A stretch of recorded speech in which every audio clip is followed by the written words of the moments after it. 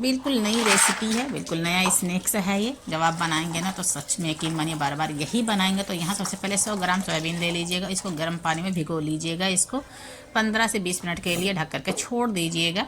उसके बाद दूसरा प्रोसेस शुरू कर लेते हैं। यहाँ चना दाल है, 200 ग्राम चना दाल है, और यहाँ पर राइस आधा कटोरा। इसको अच्छी तरह से ना हमने भिगो लिया है। तो ये इस तरह से 1-2 घंटा भिगो लिए थे। भिगोने के बाद इसको जार में डाल दीजिएगा। इस तरह से फूल जाने के बाद इसको जार में डाल दीजिएगा, और यहाँ पर चावल को भी ऐड कर दीजिएगा। अच्छी तरह से ना इन दोनों चीज़ों को पेस्ट बना लीजिएगा, पीस लीजिएगा बारीक है। तो अच्छी तरह से इसको पीस लीजिएगा। थोड़ा सा पानी डाल करके इसको 2 से 3 चम्मच पानी डाल करके इसको बारीक पीस लीजिएगा। एक बाउल ले लेंगे, अब इसको ट्रांसफ़र कर लीजिएगा। तो इस तरह से ये ईज़िली ये देख लीजिए ये पीस गया है। तो ऐसे ही इसको पीस लीजिएगा बारीक, बिल्कुल भी इसमें कोई लम्स नहीं होना चाहिए। तो इस तरह से बिल्कुल पीस के तैयार हो गए। सारे पेस्ट को हमने इस तरह से तैयार कर लिया है। तो इस तरह से ये ऐसे पीस लीजिएगा। उसके बाद यहाँ पर ना कटी धनिया की पत्ती डाल दीजिएगा, और यहाँ पर अदरक लहसुन हरी मिर्च का पेस्ट डाल दीजिएगा। 1 चम्मच से चाट मसाला डाल दीजिएगा, आधा चम्मच, और यहाँ पर नमक 1.5 चम्मच डाल दीजिएगा। नमक आप अपने टेस्ट के अकॉर्डिंग डाल सकते हैं, बाद में भी इसको टेस्ट करके आप नमक अगर कम होगा तो डाल सकते हैं। तो इस तरह से अच्छी तरह से मिक्स कर लीजिएगा। थोड़ा सा मुझे मोटा लग रहा है तो इसको थोड़ा सा ना पतला कर लेते हैं। तो यहाँ से 3 से 4 चम्मच पानी ऐड कर दीजिएगा दोबारा, और अच्छी तरह से इसको मिक्स कर लीजिएगा। बहुत ज़्यादा पानी मत ऐड करिएगा, बस थोड़ा सा पानी डाल करके इसको इस तरह से, इसकी बटर की क्वांटिटी देख लीजिएगा, ऐसे ही होना चाहिए। तो बहुत ज़्यादा पतला नहीं होना चाहिए, नहीं तो आपके जो हम स्नैक्स बनाने वाले हैं ना उसमें अच्छी तरह से ये कोटिंग नहीं होगा। तो इस तरह से अच्छी तरह से मिल गया है। तो इस तरह से पेस्ट तैयार हो गया। आप सोयाबीन को ना पानी से निकाल लीजिएगा। इस तरह से देख लीजिए हमने सोयाबीन को पानी से निकाल लिया है।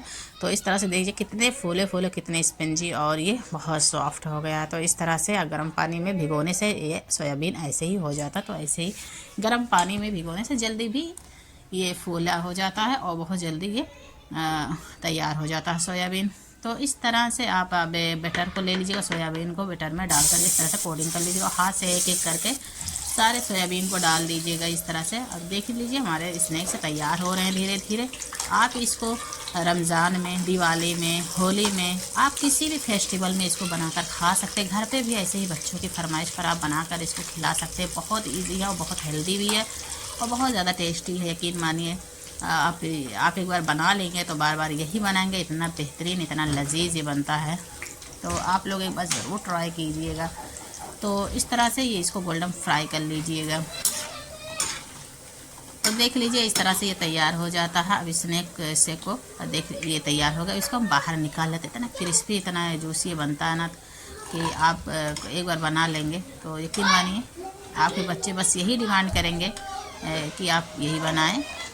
तो इस तरह से तैयार हो जाता है। दोबारा से वही प्रोसेस करेंगे, एक एक करके सारे सोयाबीन को, स्नैक्स को डाल दीजिएगा, और हाथ ही से डालिएगा। हाथ से डालने से बहुत अच्छे से इस तरह से परफेक्ट शेप आ जाता है, और इस तरह से अच्छी तरह से ये तैयार भी हो जाता है। तो हाथ से डाल दीजिएगा एक एक करके, और गोल्डन फ्राई इसको कर लीजिएगा मीडियम फ्लेम पर।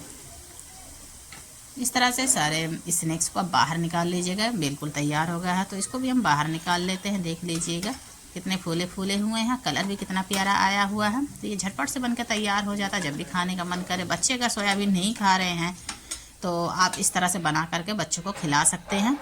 तो इस तरह से पसंद आएगा बच्चों को। तो इस तरह से सारे तैयार हो गए। देख लीजिए आप इसको अपने फेवरेट चटनी के साथ इसे खा सकते हैं, या हमने टोमेटो केचप के साथ इसको सर्व कर लिया है।